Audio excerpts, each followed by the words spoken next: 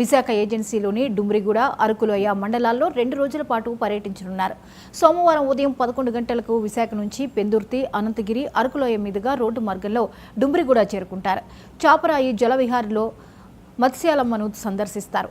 అనంతరం చాపరాయి గెడ్డ మీదుగా పెదపాడు పీవీటీజీ గ్రామానికి చేరుకుంటారు. పీఎం జన్మన్ గృహ నిర్మాణాలను పరిశీలిస్తారు.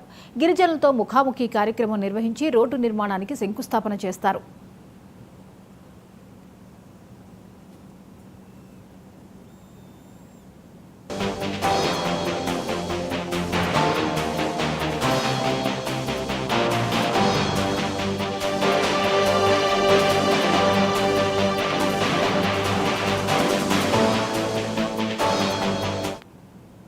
అక్కడి నుంచి డుమ్రిగూడ బాలికల ఆశ్రమ ఉన్నత పాఠశాలకు చేరుకుంటారు.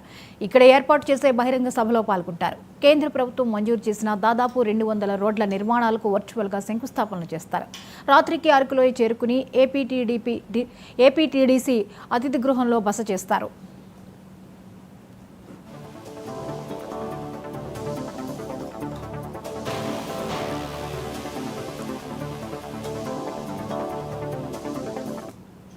రేపు ఉదయం 10 గంటలకు అరకులోయ నుంచి రోడ్డు మార్గంలో బయలుదేరి ఇదే మండలం సుంకరమెట్ట సమీపంలోని కాఫీ తోటలకు చేరుకుంటారు. అటవీ శాఖ చెక్కలతో నిర్మించిన కాలిబాట వంతెనను ప్రారంభిస్తారు.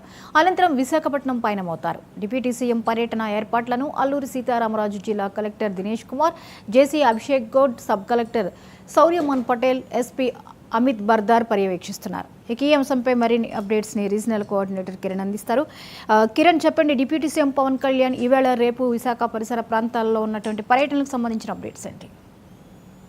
గుడ్ మార్నింగ్ జ్యోతి. ఏదైతే ఆంధ్రప్రదేశ్ ఉప ముఖ్యమంత్రి పవన్ కళ్యాణ్ కొద్దిసేపటి క్రితమే విశాఖపట్నం ఎయిర్పోర్టుకు చేరుకున్నారు. 2 రోజుల పాటు, అంటే ఈ రోజు రేపు ఉమ్మడి విశాఖ జిల్లా, పర్టికులర్గా అల్లూరి సీతారామరాజు జిల్లా, అదేవిధంగా విశాఖ జిల్లాలోనూ 2 రోజుల పాటు డిప్యూటీ సీఎం పర్యటన కొనసాగుతుంది. ఈ పర్యటన నేపథ్యంలో పలు అభివృద్ధి సంక్షేమ కార్యక్రమాలకు శంకుస్థాపనలు, అదేవిధంగా సమీక్షా సమావేశాలు కూడా నిర్వహిస్తారని చెప్పి ఇప్పటికే అధికారికంగా ప్రకటన కూడా వెలువరించడం జరిగింది. ముఖ్యంగా మనం చూసినట్లయితే కొంచెం క్రితం విశాఖ ఎయిర్పోర్ట్ చేరుకున్న డిప్యూటీ సీఎం కు జిల్లా అధికార యంత్రాంగం, అదేవిధంగా జనసేన పార్టీ ఎమ్మెల్యేలు, స్థానిక నేతలందరూ కూడా పెద్ద ఎత్తున ఘన స్వాగతం పలకడం జరిగింది. కొద్దిసేపటి క్రితమే ఆయన పాడేరు, ఏదైతే అల్లూరి సీతారామరాజు జిల్లాకు సంబంధించి పాడేరు, అరకు ప్రాంతాల పర్యటనకు ఆయన రోడ్డు మార్గాన వెళ్ళడం కూడా జరిగింది. ఈ నేపథ్యంలో ఈయన పర్యటనకు సంబంధించి ఈ రోజు ఉదయం 11:30, 12 గంటల ప్రాంతంలో పాడేరు ఏజెన్సీ ప్రాంతాన్ని చేరుకున్న నేపథ్యంలో అక్కడ పూర్తి స్థాయిలో కట్టుదిట్టమైన భద్రతాపరమైన చర్యల నేపథ్యంలో పూర్తి స్థాయిలో పోలీసు బలగాలు భారీ ఎత్తున మోహరించాయి.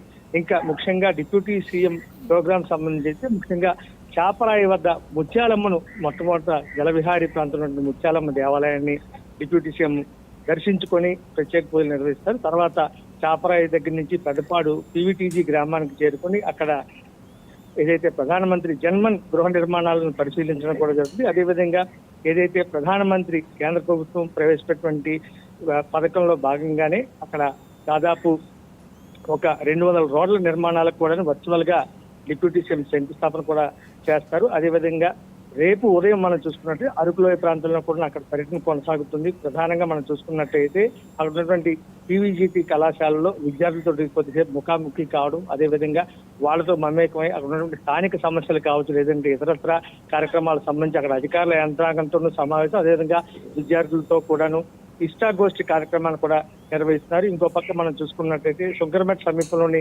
కాఫీ తోటల వద్దకు చేరుకుని అక్కడ అటవీ శాఖ నిర్మించినటువంటి చెక్కలతో నిర్మించిన కాలిబాట వంతెన చాలా చూడడానికి చాలా అందంగా ఉంటుంది. ఏదైతే ఏజెన్సీ ప్రాంతాలు ఇటువంటివి చాలా ఎక్కువగా ఏర్పాటు చేస్తూ ఉంటారు. ఈ నేపథ్యంలో దాన్ని కూడాను ముఖ్యమంత్రి డిప్యూటీ సీఎం గా ఉన్నటువంటి పవన్ కళ్యాణ్ ప్రారంభిస్తారు. ఇక మనం రేపు చూసుకున్నట్లయితే ఏదైతే ఈ ప్రపంచ పర్యాటక దినోత్సవం, ప్రపంచ ఆరోగ్య దినోత్సవాన్ని పురస్కరించుకుని 108 సూర్య నమస్కారాలు కూడా అక్కడ ఏర్పాటు చేయడం జరిగింది. ఆ కళాశాలకు సంబంధించి అరకులో డిగ్రీ కళాశాల మైదానంలో ఆ కార్యక్రమానికి కూడా పాల్గొనే అవకాశం అయితే డిప్యూటీ సీఎం కనిపిస్తుంది. ఇక రేపు విశాఖపట్నం ఏదైతే శ్రీపరిలో నుండి ఇందిరాగాంధీ జూలాజికల్ పార్క్ ఉందో జూలో అక్కడ ఎకో టూరిజం ప్రాజెక్ట్ సంబంధించి ఒక సమీక్షను కూడా అధికార యంత్రాంగంతో నిర్వహిస్తారని చెప్పి ఇప్పటికీ అధికారిక ప్రకటన అయితే వెలువడింది. రేపు ఉదయం 11 గంటల ప్రాంతంలో అక్కడ దాదాపు ఒక 1 అవర్ 1.5 అవర్ పాటు ఈ సమీక్షా సమావేశం అనంతరం తిరిగి విజయవాడ డిప్యూటీ సీఎం చేరుకునే అవకాశాలు అయితే కనిపిస్తున్నాయి జ్యోతి. కిరణ్, మనం చూస్తూ ఉన్నాం డిప్యూటీ సీఎం పవన్ కళ్యాణ్ ఈ మారుమూల గ్రామాల మీద కానీ గిరిజన గ్రామాల మీద కానీ ఆయన మొదటి నుంచి కూడా దృష్టి సారించినటువంటి పరిస్థితి. సో ఇప్పుడు చేపడుతున్న ఈ కార్యక్రమాల ద్వారా చూసుకున్నట్లయితే వెనుకబడిన గ్రామాలు ఏవైతే ఉన్నాయో వీటన్నిటికీ కూడా ఈ కూటమి ప్రభుత్వంలో అభివృద్ధికి నోచుకోబోతున్నాయి అనుకోవచ్చా?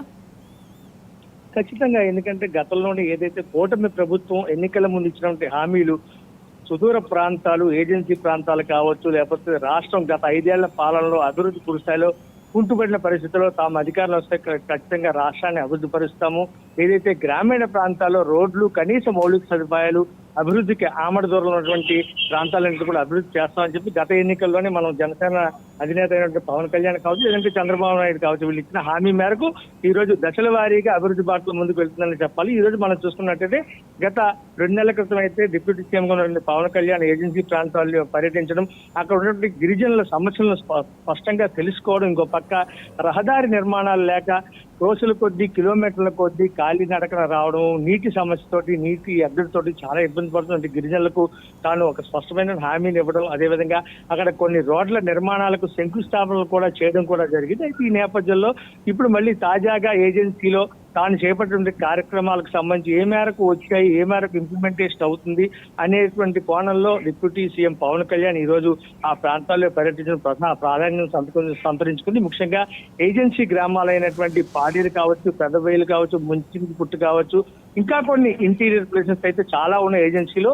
ఆ ఏజెన్సీ ఏరియాలు ఏవైతే ఉన్నాయో అక్కడ ఉన్నటువంటి ప్రాంతాలకు ఇప్పటికీ కూడా కనీస మౌలిక సదుపాయాలు, ప్రధానంగా రోడ్లు లేని పరిస్థితి ఇప్పటికే మనం దఫాలుగా మనం చూస్తూనే ఉన్నాము. మనం కూడా చాలా మటుకు ఏజెన్సీ ప్రాంతాల్లో పర్యటించి మన ఛానల్ ద్వారా కూడా అక్కడ ఉన్నటువంటి గిరిజనుల సమస్యలను ప్రభుత్వం దృష్టికి కూడా తీసుకురావడం జరిగింది. మంచినీటి సమస్య కానీ, అదేవిధంగా రహదారులు లేక కిలోమీటర్ల కొద్దీ నడుస్తూ ఏదైతే ఫర్ ఎగ్జాంపుల్ గా ఏదైతే డెలివరీ సమయంలో ప్రసవేదంతో మహిళలు ఇబ్బంది పడుతున్న నేపథ్యంలో గర్భం దాలిస్తే వాళ్ళని డోలీల్లో మోసుకొచ్చి ఇక్కడ ఉన్నటువంటి మైదాన ప్రాంతం కావచ్చు, అరకులో ఉన్నటువంటి ఏరియా ప్రాథమిక ఆసుపత్రులు కావచ్చు తరలించి చికిత్స అందిస్తున్న పరిస్థితులు, వీటన్నిటికీ చెక్ పెట్టాలంటే ఖచ్చితంగా రోడ్ల నిర్మాణం అయితే కావాలి అనేది ఏజెన్సీ వాసుల ప్రధానమైన డిమాండ్. దీనికి సంబంధించి వీళ్ళు ఇప్పటికే పెద్ద ధర్నాలు కూడా చేస్తున్న పరిస్థితి. ఈ నేపథ్యంలో డిప్యూటీ సీఎం ఏజెన్సీ పర్యటన నేపథ్యంలో ప్రాధాన్యత సంతరించుకుని చెప్పాలి. దాదాపుగా మనం ఇందాక చెప్పినట్టుగా 200 గ్రామాలకు ఏదైతే రోడ్ల నిర్మాణానికి సంబంధించి అవసరమైన శంకుస్థాపనలు కానీ, అక్కడ ఉన్నటువంటి సమస్యలు కానీ పరిష్కార దిశగా ఈ రోజు డిప్యూటీ సీఎం పవన్ కళ్యాణ్ పర్యటన ఉండబోతుందని చెప్పి గిరిజనులందరూ కూడా ఎంతో ఆశాభావాన్ని వ్యక్తం చేస్తున్న పరిస్థితి. జ్యోతి, రైట్, థ్యాంక్ యూ కిరణ్.